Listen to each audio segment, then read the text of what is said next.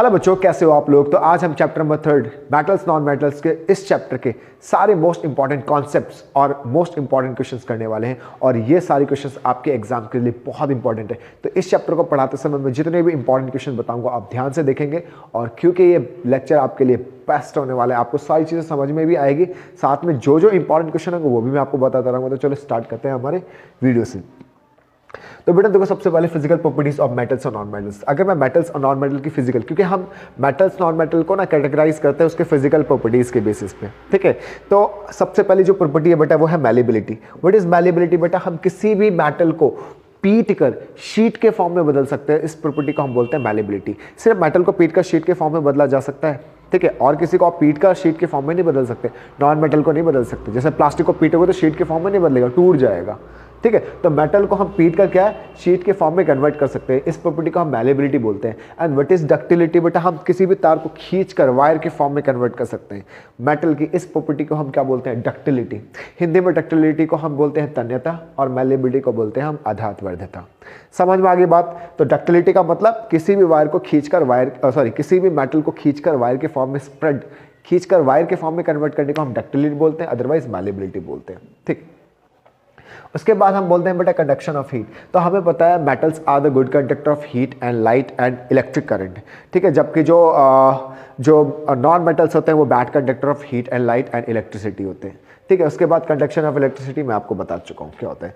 अच्छा, इसमें और भी इंपॉर्टेंट चीज़ें मैंने कुछ लिखा हुआ है बेटा, ठीक है। Good conductor of electricity while non metal are bad conductor of electricity with an exception of graphite. Graphite बेटा नॉन मेटल है, ग्रेफाइट क्या है? नॉन मेटल है, फिर भी नॉन मेटल होते हुए भी good conductor of electricity. Graphite की आपकी पेंसिल की नोक ग्रेफाइट ही होती है, ठीक है, दैट्स वाई मैंने यहाँ पेंसिल की नोक बनाई हुई है, ठीक है।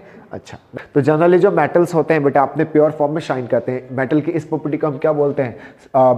क्या बोलते हैं? लस्ट्रस बोलते हैं, ठीक है। तो मेटल्स जनरली अपनी प्योर फॉर्म में शाइन करते हैं, इस प्रॉपर्टी को हम लस्ट्रस बोलते हैं। Next is your hardness. हमें पता है मेटल्स जनरली हार्ड होते हैं, कुछ एक्सेप्शन है बेटा, कुछ एक्सेप्शन है, जैसे पोटाशियम, सोडियम, ठीक है, और लिथियम, इनको हम चाकू से काट सकते हैं। वैसे मेटल्स हार्ड होते हैं बट सोडियम, पोटाशियम और लिथियम को चाकू से काटा जा सकता है, that it can cut by the knife, ठीक है, ध्यान रखना। डेंसिटी की अगर बात करो तो मेटल्स की जो डेंसिटी होती है बहुत हाई होती है as compare to non metals, ठीक है। तो ये बेसिक बातें जो आपको पता होना चाहिए। उसके बाद मेल्टिंग पॉइंट, बॉइलिंग पॉइंट की बात करोगे तो आपको पता है मेटल क्योंकि हार्ड होते हैं तो इनकी मेल्टिंग पॉइंट और बॉइलिंग पॉइंट भी बहुत ज़्यादा होती है। कुछ एक्सेप्शन है बेटा, जैसे सोडियम, पोटाशियम, ठीक है, ये सॉफ्ट होते हैं इसलिए इनका बॉइलिंग पॉइंट, मेल्टिंग पॉइंट बहुत कम होता है।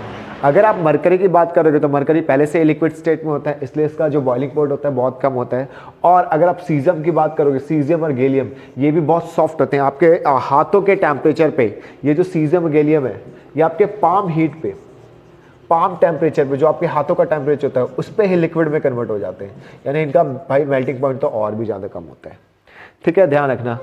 ऐसे कौन से मेटल्स हैं जिनको आप हथेली पे रखें तो वो आपके हाथों के टेम्परेचर से पिघल जाते हैं, पिघल कर लिक्विड में कन्वर्ट हो जाते हैं। तो these are the two metal, caesium and gallium, ध्यान रखना इस बात का। उसके बाद स्टेट एट रूम टेम्परेचर की अगर मैं बात करूं तो जनरली मेटल्स रूम टेम्परेचर पर सॉलिड होते हैं एक्सेप्ट मर्करी। मर्करी मेटल है बट रूम टेम्परेचर पर लिक्विड स्टेट में होता है, ध्यान रखना। सोनोरिटी की बात करें तो सोनोरस एक प्रॉपर्टी होती है बेटा जिसमें मेटल क्या होता है, किसी दूसरी चीज से टकराती है तो साउंड प्रोड्यूस करती है। तो जब भी कोई मेटल किसी दूसरी चीज से टकरा कर साउंड प्रोड्यूस करते हैं इस प्रॉपर्टी को हम सोनोरस बोलते हैं, ठीक है, ध्यान रखना। उसके बाद देखो कुछ एक्सेप्शंस है एंड आपके एमसीक्यू इसी से बनेंगे, ध्यान रखना। अगर इस चैप्टर से एमसीक्यू बनेंगे तो ये रहे सवाल जो आपके एमसीक्यू बन सकते हैं, एक नंबर पक्की कर लो यहाँ पे। जैसे ग्रेफाइट नॉन मेटल है but it is good conductor of electricity, याद रखना बेटा, ग्रेफाइट क्या है? नॉन मेटल है फिर भी ये क्या है? Good conductor of electricity. तो एक एमसीक्यू यहाँ से बनने के चांसेस। इसके अलावा आयोडीन नॉन मेटल है, हमें पता है कि नॉन मेटल शाइन नहीं करते लेकिन आयोडीन एक ऐसा नॉन मेटल है जो अपने प्योर फॉर्म में शाइन करता है बेटा, लस्ट्रस होता है। इसके बाद डायमंड भी क्या होता है? नॉन मेटल का बना होता है, यानी कार्बन का बना होता है। तो डायमंड कार्बन का एक एलेक्ट्रॉप होता है जो स्ट्रॉन्ग होता है, बहुत हार्ड होता है और हार्डेस्ट सब्सटेंस है हमारे, ठीक है, हार्डेस्ट सब्सटेंस होता है। हमें पता है कि जो सॉलिड होते हैं वो बहुत हार्ड होते हैं, ठीक है, सॉरी, और जो मेटल्स होते हैं वो बहुत ज़्यादा हार्ड होते हैं, नॉन मेटल्स इतने ज़्यादा हार्ड नहीं होते। बट क्योंकि कार्बन कंपाउंड बना है वो नॉन मेटल है फिर भी इतना ज़्यादा हार्ड है, तो ये एक एक्सेप्शन है कि नॉन मेटेलिक कंपाउंड भी हो सकते हैं, वो बहुत हार्ड हो सकते हैं, जस्ट लाइक आपका ये डायमंड, ठीक है, ध्यान रखना। नेक्स्ट आपका बेटा मर्करी मेटल है बट फिर भी लिक्विड के स्टेट में पाया जाता है। हमें पता है जितने भी मेटल है वो सॉलिड होते हैं एक्सेप्ट मर्करी। ये बहुत अच्छा सवाल है बेटा, इंपॉर्टेंट सवाल है। ऐसे कौन कौन से मेटल है इनको चाकू से काटा जा सकता है? तो सोडियम पोटाशियम, ठीक है, इनको चाकू से काटा जा सकता है। इसके अलावा मर्करी लिक्विड स्टेट में पाया जाता है। इसके अलावा सीजियम गैलियम, इनका बॉइलिंग पॉइंट इसलिए कम होता है क्योंकि आपके हाथों के टेम्परेचर पर भी ये मेल्ट कर सकते हैं, ठीक है, यानी इनका मेल्टिंग पॉइंट बॉइलिंग पॉइंट बहुत कम होता है, ध्यान रखना। डायमंड नॉन मेटल होते हुए भी बहुत हार्ड मटेरियल होता है। और सोडियम पोटाशियम और लिथियम को चाकू से काटा जा सकता है, इनकी डेंसिटी बहुत कम होती है। ये क्वेश्चंस आपके एमसीक्यू के लिए बहुत इंपॉर्टेंट है, इन बातों का ध्यान रखना, ठीक है। समझ में आ गई बात? मैं थोड़ा फास्ट ऐसे समझा रहा हूँ क्योंकि एग्जाम टाइम है, ऐसा फास्ट ही चलता है भाई। एग्जाम टाइम में जल्दी जल्दी हमें सारी चैप्टर्स को खत्म करने होते हैं, सारे कॉन्सेप्ट समझने होते हैं, दैट्स वाई। अदरवाइज इसी चैनल पे एक बहुत स्लो तरीके से मैंने अच्छे से डिटेल में समझा, उसमें जाकर देख लेना, उसमें भी मैंने बहुत सही तरीके से समझा रखा है ना। केमिकल प्रॉपर्टीज़ की बात करोगे, रिएक्शंस की बात करोगे, तो हमें पता है जितने भी मेटल्स है बेटा ऑक्सीजन के साथ रिएक्ट करके मेटल ऑक्साइड्स बनाते हैं, ठीक है, मेटल ऑक्सीजन के साथ रिएक्ट करके मेटल ऑक्साइड बनाते हैं। जैसे एग्जाम्पल दे रखा है, कॉपर जब ऑक्सीजन के साथ रिएक्ट करता है तो क्या बनाता है? कॉपर ऑक्साइड बनाता है। इस बात का ख्याल रखना। चलो अगला सवाल। और जितने भी आपके मेटल ऑक्साइड्स होते हैं बेटा बेसिक नेचर के होते हैं, ये भी याद रखना, ठीक है। जितने भी मेटल ऑक्साइड्स होते हैं वो कैसे नेचर के होते हैं? बेसिक नेचर के होते हैं, इस बात का भी ख्याल रखना। अगला सवाल एम्फोटेरिक ऑक्साइड, ये भी अपने आप में बहुत इंपॉर्टेंट सवाल है बेटा। एम्फोटेरिक ऑक्साइड क्या होते हैं? तो बहुत बुद्धू सा सवाल है एम्फोटेरिक, बट बहुत इंपॉर्टेंट है। What is amphoteric oxide? बेटा ऐसे मेटल ऑक्साइड जो एसिड और बेस दोनों जैसा बिहेव करते हैं, ठीक है, उसको हम क्या बोलते हैं? Amphoteric oxide. या कहने का ये मतलब है कि जो एम्फोटेरिक ऑक्साइड ऐसे ऑक्साइड्स होते हैं जो एसिड और बेस दोनों के साथ रिएक्ट करके सॉल्ट और वाटर बना सकते हैं। मतलब कहने का क्या मतलब, जैसे एल्यूमिनियम ऑक्साइड है, जब आप एल्यूमिनियम ऑक्साइड को हाइड्रोक्लोरिक एसिड के साथ रिएक्ट कराओगे तो क्योंकि आप एल्यूमिनियम ऑक्साइड को एसिड के साथ रिएक्ट करा रहे हो तो ये खुद बेस जैसा बिहेव करेगा और रिएक्ट करके सॉल्ट और वाटर बना देगा। और जब आप इसी एल्यूमिनियम ऑक्साइड को किसी बेस के साथ रिएक्ट कराओगे तो ये खुद एसिड जैसा बिहेव करने लग जाएगा। खुद कैसा बिहेव करने लग जाएगा बेटा? एसिड जैसा बिहेव करने लग जाएगा और सॉल्ट और वाटर बनाएगा। तो इस बात का ध्यान रखना। What is amphoteric oxide? All those metal oxides which can react with both acid and bases and form salt and water are called amphoteric oxide, or both or we can say metal oxide which can behave as acid and base both, जो दोनों की तरह behave करते हैं, acid जैसा भी और base जैसा भी। ऐसे मेटल ऑक्साइड्स को हम क्या बोलते हैं? एम्फोटेरिक ऑक्साइड्स बोलते हैं, इस बात का ख्याल रखना। तो व्हाट आर एम्फोटेरिक ऑक्साइड? जो एसिड बेस दोनों जैसा बिहेव करते हैं, और we can say which can react with both acid और base and form salt and water, ठीक है। तो ये दो रिएक्शंस है बेटा, बहुत इंपॉर्टेंट है आपके एग्जाम्स के लिए, आपको जरूर याद करना है। आपको एक तो डेफिनेशन याद रखनी है, ये बहुत इंपॉर्टेंट सवाल है, आपके एग्जाम में रिपीट हो के पूछा जा सकता है। What is amphoteric oxide? तो एम्फोटेरिक ऑक्साइड्स ऐसे मेटल ऑक्साइड्स होते हैं जो एसिड बेस दोनों जैसे बिहेव करते हैं। ये रहे उसके दोनों एग्जाम्पल्स, याद रखना बेटा। क्लियर हो गई बात? अच्छा, Why metals such as potassium and sodium are kept in immersed in a kerosene oil? जो पोटाशियम और सोडियम जैसे मेटल्स होते हैं बेटा, उसको हम केरोसिन ऑयल में क्यों डिप करके रखते हैं? ये again very very important question है, आपके एग्जाम में बार बार रिपीट कर करके पूछा जाता है। तो सोडियम और पोटाशियम बहुत ही हाई रिएक्टिव मेटल्स होते हैं। वो इतने ज़्यादा हाई रिएक्टिव मेटल्स होते हैं कि अगर उनको वाटर और एयर में रखा जाए तो उसमें आग लग सकती है, ठीक है। तो उससे बचाने के लिए, कोई एक्सीडेंट ना हो, आग ना लगे, उससे बचाने के लिए हम सोडियम और पोटाशियम जैसे मेटल्स को केरोसिन ऑयल में डिप करके रखते हैं। क्योंकि अगर ये बाहर रहेंगे तो इनमें तुरंत ही रिएक्ट करेंगे बाहर के एनवायरनमेंट के साथ, एयर के साथ, वाटर के साथ, मॉइस्चर के साथ, और आग लग जाएगी, ठीक है, फट सकते हैं, ब्लास्ट कर सकते हैं, ठीक है। इसलिए हम उसको केरोसिन ऑयल में डिप करके रखते हैं। सारी बात यहाँ पे लिखी हुई है। Metal such as potassium and sodium react so vigorously, यानी बहुत तेजी से, with oxygen that they catches fire, ठीक है, और इसकी वजह से क्या आग लग सकती है, इसलिए इसको हम ओपन में नहीं रखते। इसको प्रोटेक्ट करने के लिए हम केरोसिन ऑयल में डिप करके रखते हैं। ये बहुत अच्छा सवाल था बेटा, ध्यान रखना। नेक्स्ट सवाल है बेटा रिएक्शन ऑफ वाटर। अगर मैं मेटल की वाटर के साथ रिएक्ट कराऊंगा तो अलग अलग मेटल वाटर के साथ अलग अलग तरीके से रिएक्ट करते हैं। कोई मेटल गर्म पानी के साथ रिएक्ट करते हैं, कुछ मेटल्स ठंडे पानी के साथ रिएक्ट करते हैं, कुछ मेटल ठंडे पानी के साथ बहुत फास्ट रिएक्ट करते हैं, कुछ ठंडे ना गर्म किसी के साथ रिएक्ट करते हैं। तो डिफरेंट डिफरेंट मेटल्स हैं, डिफरेंट रिएक्टिविटी है, इसलिए हम डिफरेंट तरीके से समझेंगे। सबसे पहले स्टार्ट करते हैं बेटा मेटल लाइक सोडियम और पोटेशियम, यानी जो बहुत ज़्यादा रिएक्टिव मेटल्स होते हैं वो कोल्ड वाटर के साथ वाइग्रेसली रिएक्ट करते हैं, बहुत तेजी के साथ रिएक्ट करते हैं। और मैग्नीशियम जैसे मेटल्स होते हैं बेटा वो हॉट वाटर के साथ बहुत तेजी के साथ रिएक्ट करते हैं। तो याद रखना सोडियम पोटेशियम बहुत ज़्यादा रिएक्टिव है, ठंडे पानी के साथ बहुत तेजी से रिएक्ट करते हैं, जबकि आपका जो मैग्नीशियम है वो गर्म पानी के साथ रिएक्ट करते हैं, ठीक है। और आपका iron zinc react with steam, और जो आयरन जिंक ये सारे मेटल्स होते हैं ये स्टीम के साथ रिएक्ट करते हैं, यानी भाप के साथ रिएक्ट करते हैं। तो याद रखना कुछ कोल्ड वाटर के साथ, कुछ हॉट वाटर के साथ और कुछ स्टीम के साथ रिएक्ट करते हैं। ये देखो नीचे कुछ रिएक्शंस दे रखे हैं बेटा, ये याद कर लेना आप लोग, ठीक है, ये इंपॉर्टेंट है, दैट्स वाई मैंने यहाँ पे। और कुछ जैसे गोल्ड, प्लैटिनम, सिल्वर, ये सारे तो रिएक्ट ही नहीं करते, तभी तो गोल्ड पे कभी भी जंग नहीं लगता है ना, खराब नहीं होता वो, प्लैटिनम पे भी कभी खराब नहीं होता ना, जंग नहीं लगता। तो कुछ ठंडे पानी के साथ, कुछ गर्म पानी के साथ, कुछ स्टीम के साथ और कुछ तो ऐसे होते हैं जो वाटर के साथ रिएक्ट ही नहीं करते। चलो नेक्स्ट है बेटा रिएक्शन विद एसिड। अगर मैं रिएक्शन विद एसिड की बात करूंगा तो मेटल जितने भी होते हैं जब एसिड के साथ रिएक्ट करते हैं, सॉल्ट बनाते हैं, उसमें से निकलती है वो हाइड्रोजन गैस होती है। याद रखना, जितने भी मेटल है बेटा अगर वो एसिड के साथ रिएक्ट करेंगे, जितने भी मेटल है अगर वो एसिड के साथ रिएक्ट करेंगे तो इसमें से हाइड्रोजन गैस निकलेगी, इस बात का रखना। लेकिन एक बहुत इंपॉर्टेंट क्वेश्चन यहां पे मैं दे रहा हूं बेटा, जो आपके एग्जाम में आने के चांसेस लगभग 99% है। ये रहा, hydrogen gas is not evolve when a metal react with nitric acid. जब मेटल जब नाइट्रिक एसिड के साथ रिएक्ट करता है ना, तब हाइड्रोजन गैस नहीं निकलती। हम कह रहे हैं कि मेटल जब एसिड के साथ रिएक्ट करता है तो हाइड्रोजन गैस निकलती है, लेकिन जब नाइट्रिक एसिड के साथ, भाई एसिड तो एसिड होता है, चाहे वो हाइड्रोक्लोरिक एसिड हो चाहे नाइट्रिक एसिड है, तो अगर कोई भी मेटल अगर एसिड के साथ रिएक्ट करके हाइड्रोजन गैस निकलता है तो नाइट्रिक एसिड के साथ ऐसा क्यों नहीं होता कि मेटल जब नाइट्रिक एसिड में डालते तो उसमें से हाइड्रोजन गैस नहीं निकलता? भाई सारे एसिड्स की प्रॉपर्टी तो एक जैसे होनी चाहिए, एसिड है, एसिड की प्रॉपर्टी तो शो करनी चाहिए। जब भी मेटल एसिड के साथ रिएक्ट करता है तो हाइड्रोजन गैस निकलती है, ये पक्की बात है। लेकिन नाइट्रिक एसिड के साथ ऐसा क्यों नहीं होता कि जब मेटल नाइट्रिक एसिड के साथ रिएक्ट करता है तो हाइड्रोजन गैस क्यों नहीं निकलती? मैं आपको एक्सप्लेन करता हूँ, समझो थोड़ा। जनरली क्या होता है बेटा, नाइट्रिक एसिड होता है आपका HNO3।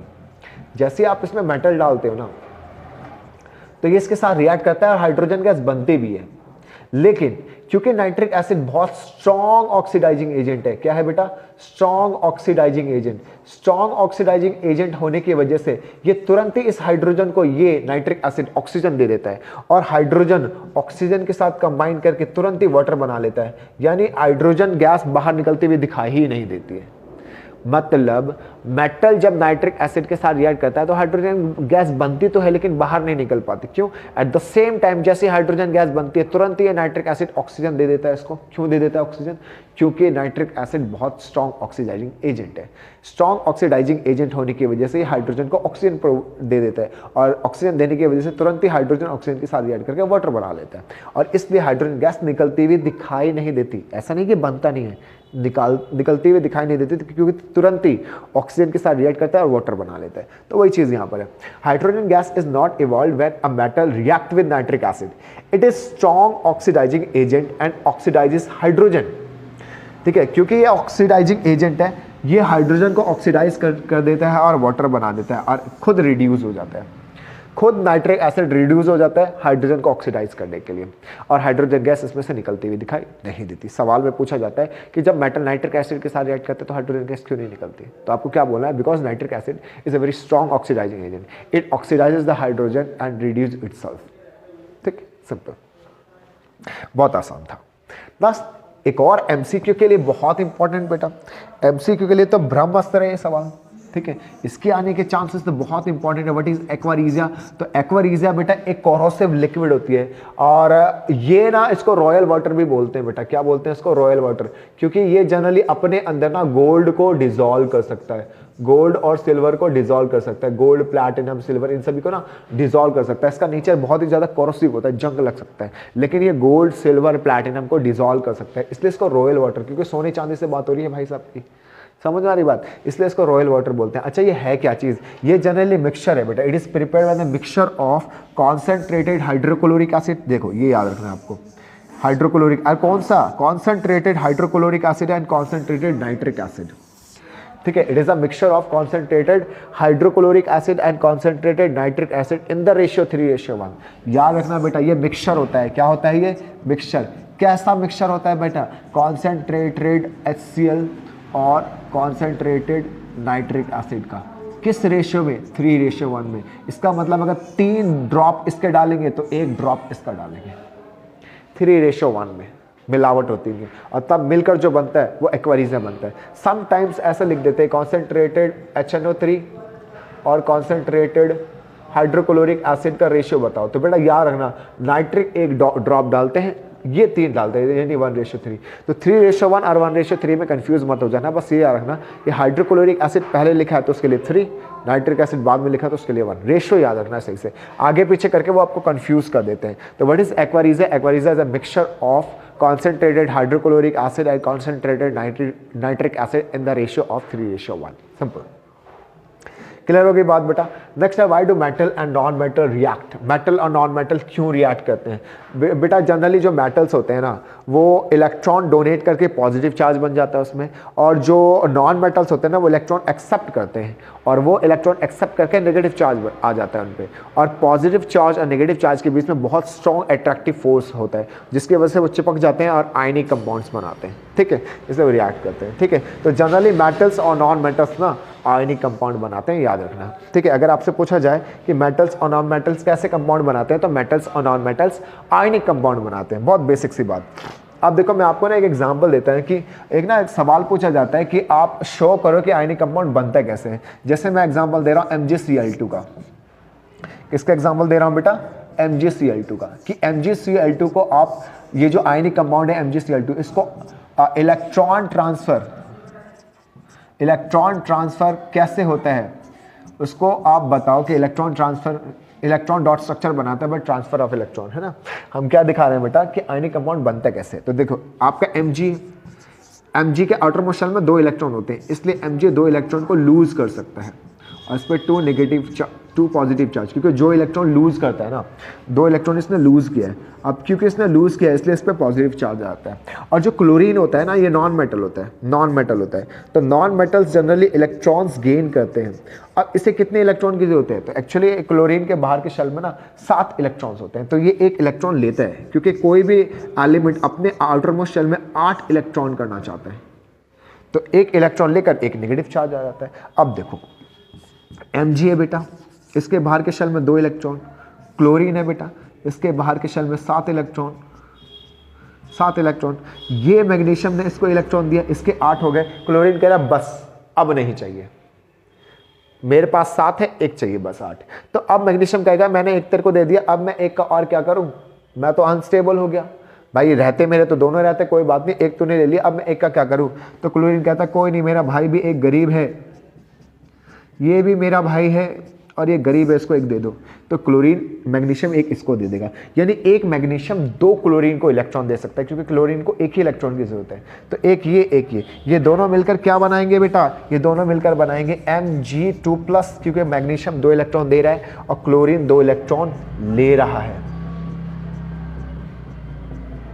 एक क्लोरीन 1 ही इलेक्ट्रॉन ले रहा है इसलिए नेगेटिव चार्ज, और 2 क्लोरीन इसलिए 2। This is MgCl2, formation of MgCl2 by the transfer of electron. ठीक है, तो formation of ionic compound by transfer of electron. ऐसा सवाल आ सकता है आपके लिए। ठीक है, तो आपके लिए एक सवाल है बेटा, आपको बना के दिखाना है Al2O3, पहला सवाल। दूसरा सवाल आपको बना के दिखाना है बेटा Na2O। इन दोनों का आपको इलेक्ट्रॉन डॉट स्ट्रक्चर बनाना या फॉर्मेशन ऑफ आयनिक कंपाउंड करके दिखाना है बाय ट्रांसफर ऑफ इलेक्ट्रॉन। देखो इसमें इलेक्ट्रॉन का ट्रांसफर हो रहा है ना, तो इस मेथड से आपको आयनिक कंपाउंड बना के दिखाना। अब आप एक चीज़ देख रहे होगे बेटा, आयनिक कंपाउंड में एक एलिमेंट पे पॉजिटिव चार्ज है, दूसरे एलिमेंट पे नेगेटिव चार्ज है, और क्योंकि चार्जेस की वजह से इनके पार्टिकल्स के बीच में बहुत स्ट्रॉन्ग फोर्सेज ऑफ अट्रैक्शन होते हैं, बहुत ज़्यादा स्ट्रॉन्ग फोर्सेज, यानी strongest force of attraction ionic compound में होता है। इस बात का ख्याल रखना। कुछ प्रॉपर्टीज आ गई आयनिक कंपाउंड की। अब हमें पता है क्योंकि आयंस के बीच में फोर्स ऑफ अट्रैक्शन बहुत ज़्यादा होता है, इसलिए जनरली ये कैसे होते हैं बेटा? सॉलिड होते हैं। ठीक है, strong inter ionic force of attraction की वजह से जनरली ये सॉलिड होते हैं। अब क्योंकि इनके पार्टिकल के बीच में फोर्स ऑफ अट्रैक्शन बहुत ज़्यादा होता है तो इसको तोड़ना बहुत मुश्किल है, यानी इनको अलग करना बहुत मुश्किल है। तोड़ने का मतलब, इनके बॉन्ड को तोड़ने का मतलब है इनको अलग करना। इनको अलग करना बहुत मुश्किल होता है, यानी इसको अलग करने के लिए बहुत हाई अमाउंट ऑफ एनर्जी की जरूरत है। अब इतने हाई अमाउंट ऑफ एनर्जी देंगे तो तभी टूटेगा, वरना नहीं टूटेगा, क्योंकि उनके बीच में फोर्स ऑफ अट्रैक्शन बहुत ज़्यादा है।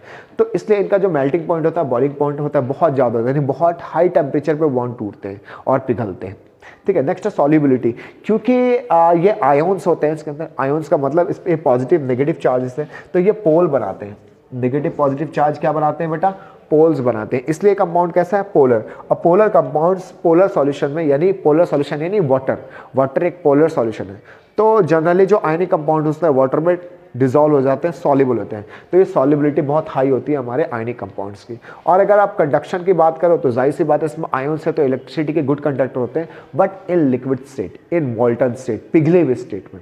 जब ये पिघले हुए होंगे तब तो ये इलेक्ट्रिसिटी कंडक्ट करेंगे, लेकिन अगर ये सॉलिड स्टेट में होंगे तो ये इलेक्ट्रिसिटी कंडक्ट नहीं करेंगे। अच्छा, सॉलिड स्टेट में इलेक्ट्रिसिटी कंडक्ट क्यों नहीं करते? तो बहुत बेसिक सी बात है कि इनके पार्टिकल्स के बीच में फोर्स ऑफ अट्रैक्शन बहुत ज़्यादा है। इनके पार्टिकल में फोर्स ऑफ अट्रैक्शन बहुत ज़्यादा होने की वजह से ये पार्टिकल मूव नहीं कर सकते एक दूसरे से, है ना। एक्चुअली क्या होता है, हम जब बैटरी लगाते हैं ना बेटा, तो इलेक्ट्रिक फील्ड के लिए होता है। इलेक्ट्रिक फील्ड है ना बेटा, पॉजिटिव को धक्का देता है और नेगेटिव को अट्रैक्ट करता है। पॉजिटिव को धक्का देता है, नेगेटिव को अट्रैक्ट करता है। बट ये फोर्स ऑफ अट्रैक्शन जो इन दोनों नेगेटिव पॉजिटिव के बीच में जो फोर्स ऑफ अट्रैक्शन होता है वो इतना ज़्यादा होता है कि ये अलग होते ही नहीं। अब ये अलग नहीं होंगे तो मूव कैसे करेंगे? तो सॉलिड स्टेट में बेटा ये मूव नहीं कर पाते, और इसलिए सॉलिड स्टेट में जो आयनिक कंपाउंड होते हैं वो बैड कंडक्टर ऑफ इलेक्ट्रिसिटी होते हैं, जबकि जो लिक्विड स्टेट में ये गुड कंडक्टर ऑफ इलेक्ट्रिसिटी होते हैं, क्योंकि इसमें आयन्स मूव कर सकते हैं फ्रीली। That's all. अगला सवाल देखो बेटा, रिएक्टिविटी। तो व्हाट इज रिएक्टिविटी? रिएक्टिविटी एक सीरीज है। रिएक्टिविटी सीरीज क्या है? मेटल्स की एक ऐसी सीरीज है जिसमें हमने क्या किया, मेटल्स को अरेंज किया in the form of descending order of their reactivity. मतलब सबसे ज्यादा रिएक्टिव मेटल सबसे ऊपर, फिर उससे नीचे वाला उससे कम रिएक्टिव, उससे नीचे वाला उससे भी कम रिएक्टिव, उससे नीचे वाला उससे भी कम रिएक्टिव। तो जैसे जैसे नीचे नीचे जा रहे हैं रिएक्टिविटी डिक्रीज हो रही है। तो जब किसी भी हम मेटल्स को उसके रिएक्टिविटी के डिसेंडिंग ऑर्डर के फॉर्म में अगर हम अरेंज करें तो उसको हम रिएक्टिविटी सीरीज बोलते हैं। This is the reactivity series जो आपको याद होनी चाहिए। तो इसका स्क्रीनशॉट लेकर एक बार याद कर लो। हालांकि मैं इसकी पीडीएफ डिस्क्रिप्शन में दे दूंगा, आप वहां से डाउनलोड करके पढ़ लेना। नेक्स्ट है बेटा आपका extraction, and this is again very very important part. देखो मैं इस चैप्टर के ना सारी बेसिक बातें आपको बताता हुआ चल रहा हूँ, और इट्स अ गारंटी आपको एक भी इंपॉर्टेंट क्वेश्चन करने की जरूरत नहीं है अगर आप इस लेक्चर को बड़े ध्यान से देख रहे हो तो, क्योंकि आपको सारी बातें याद आएंगी। हाँ यार ये तो बताया था, ठीक है, तो ध्यान रखना। तो अगर मैं एक्सट्रैक्शन की बात करूंगा बेटा तो बहुत सिंपल सी बात है। देखो सुनो, सबसे पहले जो हम जमीन से निकालते हैं ना वो ओर होते हैं। क्या होते हैं बेटा? ओर होते हैं। एक्चुअली जो हम जमीन से निकालते हैं वो मिनरल्स होते हैं, और जो उसमें इंपॉर्टेंट चीज़ होती है वो ओर होता है। हम जमीन से जो निकालते हैं वो मिनरल्स होते हैं, और जो इंपॉर्टेंट पार्ट होता है वो ओर होता है। और जो उसमें धूल मिट्टी वगैरह लगी होती है उसको हम गैंग बोलते हैं। तीन चीज़ होती है, गैंग, ओर और मिनरल्स। तो जो जमीन से निकाला वो मिनरल, जो उसमें इंपॉर्टेंट पार्ट है वो ओर, और जो धूल मिट्टी वगैरह लगा उसमें वो गैंग। सिंपल। अब देखो जो हमने जमीन से निकाला बेटा, उसमें जो ओर है वो दो टाइप के हो सकते हैं, ठीक है, दो टाइप के हो सकते हैं। एक कार्बोनेट ओर हो सकता है, एक सल्फाइड ओर हो सकता है। और एक चीज़ और है, जब हम निकाल रहे हैं तो आपका जो मेटल निकल रहा है वो बहुत हाई रिएक्टिव भी हो सकता है, मिडल रिएक्टिव भी हो सकता है, और लो रिएक्टिव भी होता है। अब तीन टाइप के मेटल्स हैं, तीनों को प्योर मेटल में कन्वर्ट करने के लिए अलग अलग मेथड है, क्योंकि जब हम जमीन से निकालते हैं ना तो वो मेटल प्योर नहीं होता, प्योर नहीं होता, और हमें वो मेटल प्योर फॉर्म में चाहिए। अब वो डिपेंड करता है कि जो आपने ज़मीन से निकाला वो मेटल कैसा है, हाई रिएक्टिव, लो रिएक्टिव या मिडल रिएक्टिव। अगर हाई रिएक्टिव है तो उसको अलग करने का अलग तरीका, मिडल रिएक्टिव है तो उसको अलग करने का अलग तरीका, और लो रिएक्टिव है तो उसको अलग करने का अलग तरीका है। तो सबसे पहले हम हाई रिएक्टिव की बात करते हैं। चलो हाई रिएक्टिव की हम बाद में बात करेंगे, पहले मिडल रिएक्टिव की बात करते हैं, फिर लो रिएक्टिव की बात करते हैं। तो देखो मिडल रिएक्टिव को अलग करने के लिए ना आपके जो मिडल रिएक्टिव मेटल्स होते हैं ना उसमें दो टाइप के और चिपक कर आते हैं। एक होता है कार्बोनेट और, एक होता है सल्फाइड और। एक होता है कार्बोनेट और बेटा, एक होता है सल्फाइड और। दिमाग में डालो, मिडल रिएक्टिव मेटल में जो और चिपक आता है, जो एक्स्ट्रा फालतू की चीजें चिपक कर आती है, वो होती है आपकी कार्बोनेट और सल्फाइड और। अच्छा, कार्बोनेट ओर को अलग करने के लिए हम जो मेथड यूज करते हैं वो कैल्शिनेशन होता है, एमसीक्यू में आ सकता है।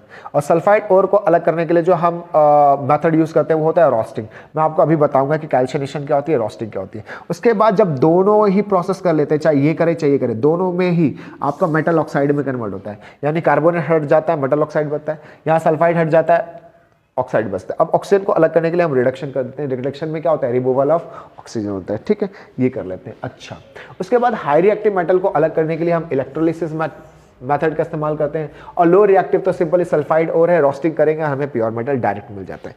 अब चलो एक एक करके सबको समझते हैं। तो सबसे पहले बात करते हैं बेटा मिनरल्स। मैंने बताया जो जमीन से निकालते हैं, ठीक है बेटा, जो जमीन से निकाला, जो अर्थ क्रस्ट से निकालते हैं उसको मिनरल बोलते हैं। और क्या, जो उसमें प्रॉफिटेबल चीज है उसको हम और बोलते हैं। और गैंग क्या बेटा, गैंग क्या, गैंग जो उसमें मिट्टी वगैरह चिपक कर आ गई बेटा, देखो लिखा हुआ है ores mind from the earth contain large amount of impurities, जैसे मिट्टी वगैरह, इसको हम गैंग बोलते हैं। ये बात मैं आपको बता चुका हूं। आप समझते हैं बेटा एक्सट्रैक्शन ऑफ लो रिएक्टिव, तो लो रिएक्टिव में तो सिंपल क्या है, लो रिएक्टिव की बात चलो बाद में करते हैं, पहले हम मिडल रिएक्टिव की बात करते हैं। तो जो मिडल रिएक्टिव एलिमेंट्स होती है ना, उसमें देखो रोस्टिंग कब करते हैं, जब सल्फाइड और चिपक के आ जाए।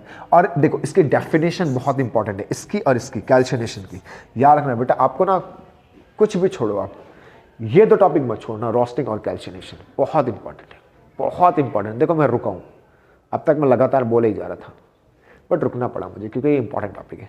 विद रिएक्शन यानी ये पूरा पेज बहुत इंपॉर्टेंट है, ये मत छोड़ के चले जाना, ठीक है। तो देखो समझते हैं what is roasting, a process of converting sulphide ore, जिसमें हम सल्फाइड ओर को कन्वर्ट करते हैं ऑक्साइड में, सल्फाइड ओर को कन्वर्ट करते हैं ऑक्साइड में। कैसे? By heating strongly.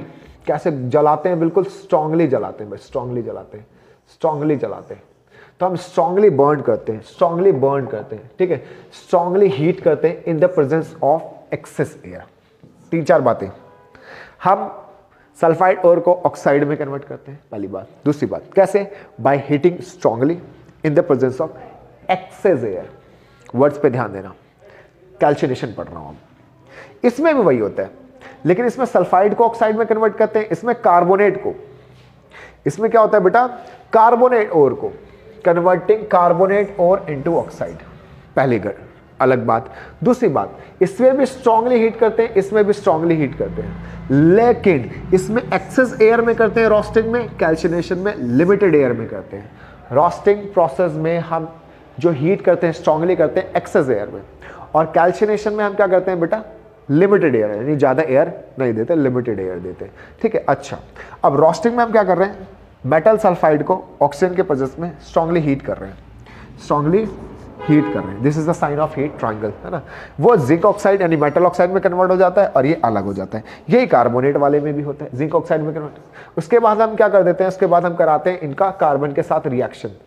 जब आपका जिंक ऑक्साइड बना ना बेटा, तो जिंक ऑक्साइड को जब हम कार्बन के साथ रिएक्ट कर देंगे ना, ठीक है, तो ये क्या करेगा बेटा, जिंक बन जाएगा, आपका कार्बन मोनोऑक्साइड बन जाएगा। इस तरीके से हमें प्योर जिंक मिल जाता है। यानी हम क्या करा रहे हैं यहाँ पे, रिडक्शन करा रहे हैं। क्या करा रहे हैं, रिडक्शन, बाय रिडक्शन प्रोसेस। अब सवाल में ये पूछा जाता है कि आप डायरेक्ट क्यों नहीं कन्वर्ट करते। सल्फाइड ओर को कार्बोनेट ओर में डायरेक्ट कन्वर्ट किया जा सकता है, सीधा प्योर मेटल निकाला जा सकता है। सल्फाइड ओर को और कार्बोनेट ओर यानी जो प्योर मेटल होता है उसमें से डायरेक्ट निकाला जा सकता है। क्यों नहीं निकालते, पहले ऑक्साइड में कन्वर्ट करते हैं बेटा। तो बहुत बेसिक सी बात सुनो, आपका जो सल्फाइड ओर है, कार्बोनेट ओर है, उसको ऑक्साइड में कन्वर्ट करके प्योर मेटल निकालना ज्यादा आसान होता है और प्रॉफिटेबल होता है as compare to direct conversion. Simple सी बात, आप ये लिखोगे, क्या लिखोगे कि डायरेक्ट कन्वर्ट करने में आपका जो लागत है, जो कॉस्टिंग है, वो बहुत हाई आती है और ज़्यादा मेहनत की ज़रूरत पड़ती है, जबकि इसको ऑक्साइड से मेटल में कन्वर्ट करना बहुत आसान होता है। सिंपल, समझ में आई बात। ओके, तो नेक्स्ट टॉपिक है आपका thermite reaction. Again this is very very important बेटा, ये कैसे छूट सकता है, बहुत इंपॉर्टेंट। अभी आपका एक चीज और रह गया, इलेक्ट्रोलिसिस, जो आपके हाई रिएक्टिव मेटल को अलग करने का तरीका है। मिडल रिएक्टिव वाला तो मैंने बता दिया, रोस्टिंग और कैल्शिनेशन। थर्मेट रिएक्शन क्या होती है, जिसमें हम क्या करते हैं बेटा, आयरन ऑक्साइड को जब एल्यूमिनियम के साथ रिएक्ट कराते हैं तो आपका आयरन बनता है, एल्यूमिनियम ऑक्साइड बनता है, बहुत हाई अमाउंट में हीट। इस हीट का इस्तेमाल 2 क्रैक मशीन को जोड़ने के लिए या फिर रेलवे ट्रैक को जोड़ने के लिए इस्तेमाल किया जाता है। समझ में आ गई बात। इसलिए थर्मेट रिएक्शन बहुत इंपॉर्टेंट है। थर्मेट रिएक्शन आता है कि एक रिएक्शन जो रेलवे ट्रैक वगैरह को जोड़ने के लिए इस्तेमाल की जाती है। तो कुछ नहीं भाई, आयरन ऑक्साइड को एल्यूमिनियम के साथ रिएक्ट कराते हैं, बहुत हाई अमाउंट में हीट निकलती है, हीट इतनी ज़्यादा होती है कि लोहे को पिघला देती है और पिघलाकर उसके जॉइंट को फिल करने का काम करते हैं हम यहाँ पे। देखो एक क्रैक है, इसको फिल कर देंगे हम यहाँ पे, ठीक है। इस गर्मी से ये पूरा पिघलेगा तो उसको हम भर देंगे यहाँ पे, जो भी भरना होगा। समझ में आ गई। तो इस हीट का इस्तेमाल किया जाता है। समझ में आगे बात। उसके बाद देखो बेटा, इलेक्ट्रोलिटिक रिफाइनिंग, मैंने आपको बताया था इलेक्ट्रोलिटिक रिफाइनिंग अभी रह रहा है। तो इलेक्ट्रोलिटिक रिफाइनिंग में एग्जैक्टली क्या होता है बेटा, देखो आपका ना एक कंटेनर होता है, इसके अंदर हम क्या करते हैं, 2 इलेक्ट्रॉन लेते हैं, एक थोड़ा सा पतला लेते हैं, एक बड़ा सा लेते हैं बेटा। ये हमारा नेगेटिव टर्मिनल, ये हमारा पॉजिटिव वाले को एनोड बोलते हैं, नेगेटिव वाले को कैथोड बोलते हैं। तो ये हमारा एनोड है बेटा और ये हमारा कैथोड है। कैथोड कौन सा टर्म, इलेक्ट्रोड होता है जो नेगेटिव वाले से कनेक्ट होता है। जो आपका एनोड होता है ना, ये बेटा इम्प्योर इलेक्ट्रोड होता है। कौन सा इलेक्ट्रोड होता है, इम्प्योर इलेक्ट्रोड होता है, ठीक है, इम्प्योर इलेक्ट्रोड। और ये हमारा प्योर इलेक्ट्रोड होता है। यानी हम पतली से स्ट्रिप लेते हैं प्योर मेटल की, प्योर मेटल की, यानी मान लो यहाँ पे आपका है एल्यूमिनियम, ठीक है, ये एल्यूमिनियम है हमारा, एल्यूमिनियम। अब एल्यूमिनियम में बहुत सारी इंप्योरिटीज भी हैं, तो हम यहाँ पे एक पतली से स्ट्रिप एल्यूमिनियम की लेंगे और ये हमारा इम्प्योर एल्यूमिनियम होगा। अब जैसे इलेक्ट्रिसिटी पास होगी बेटा, जैसे इलेक्ट्रिसिटी पास होगी तो हमें पता है कि जो मेटल होते हैं ना उसमें पॉजिटिव चार्ज होता है। अब पॉजिटिव पॉजिटिव पे नहीं रह सकता, पॉजिटिव पॉजिटिव पे नहीं रह सकता, क्योंकि पॉजिटिव पॉजिटिव को धक्का मारता है।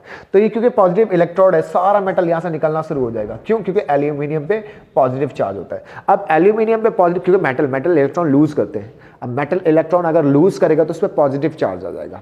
अब अगर उस पर पॉजिटिव चार्ज है तो क्या ये पॉजिटिव इलेक्ट्रोड पे रहेगा? नहीं, क्योंकि पॉजिटिव पॉजिटिव के बीच में धक्का लगता है, तो सारा मेटल यहाँ से निकलकर इस वाले जगह पे इकट्ठा होना शुरू हो जाता है। अब धीरे धीरे धीरे धीरे ये बड़ा होता जाता है ये इलेक्ट्रोड, और ये इलेक्ट्रोड छोटा होता जाता है। तो इस तरीके से सारी बातें यहाँ पे लिखी है। Metals obtained by various reduction process containing impurity. The most widely used method is, ठीक है, for refining is pure metal electrolytic refining. देखो इसमें होता क्या है, एट एनोड इम्प्योर मेटल लेते हैं, कैथोड पे प्योर वाले लेते हैं। इलेक्ट्रोलाइट में हम कोई सा भी सॉल्ट भी डाल सकते हैं बेटा, इसमें ना इलेक्ट्रिसिटी ज़्यादा करने के लिए सॉल्ट या फिर कोई एसिड डाल देते हैं, ठीक है यार ना। एनोड पे क्या होता है बेटा, pure metal from anode dissolve into electrolyte. Electrolyte बोलते हैं सॉल्यूशन को जिसमें इलेक्ट्रिसिटी पास करा रहे हैं, इसको इलेक्ट्रोलाइट बोलते हैं। तो इसमें डिजोल्व होने लग जाता है, फिर सारा निकल के कैथोड पे जाके इकट्ठा होने लग जाता है, और जो यहाँ पे इम्प्योरिटीज है जो इसमें, वो सारा यहाँ पे आके इकट्ठा होने लग जाता है, जिसको हम क्या बोलते हैं, एनोड मड बोलते हैं। क्या बोलते हैं बेटा? Anode mud. क्यों बोलते हैं एनोड मड? क्योंकि एनोड से सारा का सारा कीचड़ निकला है, गंदगी निकली, इसलिए हम इसको एनोड मड बोलते हैं। और ये एनोड के नीचे होता है, इसलिए भी एनोड मड बोलते हैं। समझ में आगे बात? तो इलेक्ट्रोलाइटिक रिफाइनिंग किस तरीके से करते हैं, इम्प्योर प्योर, करंट पास होता है, सारा ये वाला इम्प्योर में जो प्योर मेटल है वो सारा इसमें घुलता है और यहाँ से यहाँ चला जाता है, हमें प्योर मिल जाता है, इसको हम निकाल लेते हैं। समझ में आ गई बात बेटा? ठीक है, ये सारी बात मैं आपको बता चुका हूँ। चलो आगे देखते हैं। नेक्स्ट है बेटा कोरोजन। What is corrosion? तो कोरोजन में एक ऐसा प्रोसेस है जिसमें हम किसी भी मेटल को अगर मॉइस्चर के कांटेक्ट में या एयर के प्रेजेंस में रख देते हैं तो बहुत लंबे समय के बाद धीरे धीरे उसमें रिएक्शन होता रहता है मॉइस्चर और मेटल के बीच में, और धीरे धीरे उस पर जंग लग जाती है, एक लेयर बन जाती है बेटा, ठीक है। उसी को हम कोरोजन बोलते हैं, यानी मेटल का खराब होना, ठीक है, ये कोरोजन होता है। अब कोरोजन से बचाना जरूरी होता है क्योंकि मेटल खराब हो जाता है, जल्दी टूट जाता है, कमजोर हो जाता है, तो इससे बचाना जरूरी होता है। तो पेंटिंग करके बचा सकते हैं, ग्रीस लगा दो, ऑयल लगा दो। एक गैल्वेनाइजेशन मेथड है। गैल्वेनाइजेशन मेथड में क्या होता है बेटा कि हम मेटल के ऊपर एक और स्ट्रिप बना देते हैं जिंक की। किसकी बना देते हैं? जिंक की। तो जो आपका जो मेटल है ये अंदर से सेफ रहेगा, एयर इधर है, तो अगर रिएक्शन होगी भी तो इस जिंक के साथ होगी। अब इस जिंक के साथ रिएक्शन होगी तो जिंक खराब होगा, मेटल बच जाएगा। तो हम क्या करते हैं, हम जिंक की एक लेयर बना देते हैं मेटल के। इस प्रोसेस को हम बोलते हैं गैल्वेनाइजेशन। तो गैल्वेनाइजेशन से हम बचा सकते हैं कोटिंग बनाकर। उसके बाद हम प्लेटिंग करके भी बचा सकते हैं। जैसे आप देखते हो चांदी के ऊपर सोने की परत चढ़ा देते हैं, किसी मेटल के ऊपर किसी दूसरे मेटल की जैसे सिल्वर और प्लैटिनम की लेयर चढ़ा देते हैं, जैसे जंग नहीं लगती, इलेक्ट्रोप्लेटिंग जिसको बोलते हैं। उसके बाद अलॉय बना दो, आप क्रोमियम की प्लेटिंग कर दो, गोल्ड की प्लेटिंग कर दो, आप ना स्टील की प्लेटिंग कर दो। इनसे सारी चीज़ों से क्या होता है, जंग नहीं लगता जल्दी। तो ये सारे मेथड है जिससे आप कोरोजन से बचा सकते हो। Painting, grease applying, oiling, galvanisation, उसके बाद प्लेटिंग, उसके बाद अलॉइंग। तो ये सारे मेथड है जिससे आप जंग से बचा सकते हो। तो this is all about this chapter.